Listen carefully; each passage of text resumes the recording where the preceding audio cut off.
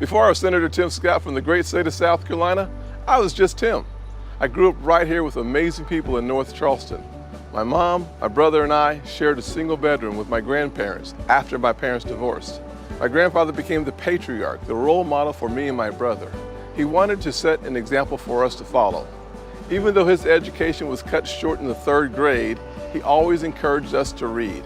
I would watch him sit at the breakfast table every morning and devour a newspaper. It seemed like he was a man of the world. He knew everything and read everything. It was nearly 2 decades later that I learned he couldn't read. But he was wise enough to set the example for his grandkids to follow. Unfortunately, I was not always as wise at following his example. As a freshman in school, I struggled.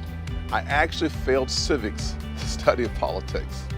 I was blessed because of a faithful praying mama, and fortunately, after my sophomore year, I met John Moniz, a Chick-fil-A operator. One day, John came down to the theater where I worked, slid a Chick-fil-A sandwich across the concession stand, and started a conversation.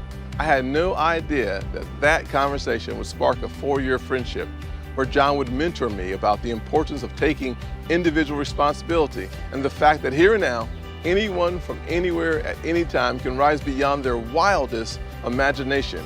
It was just the spark I needed.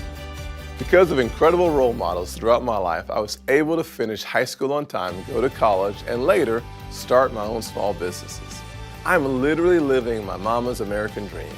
I'm so thankful that she never gave up on me, and as a nation, we won't give up on our kids. I'm an outlier according to many, but I shouldn't be. Quality education should be a reality in every single under-resourced zip code in America. Every child in every zip code deserves a quality education. Your zip code should not determine your future. How many more children need to be left behind because of education failures and this pandemic? We can break the cycles of poverty by fixing a broken education system. Access to a quality education is not simply good for the kid or for their parents. It's good for America. It's time for us to invest in our kids, not protect big labor unions and a system that fails too many of our kids. Our future depends on it. It's time to provide education equality in every zip code in America. I'm Senator Tim Scott, and if you believe as I do that opportunity matters, join us today so that other kids can live their American dream.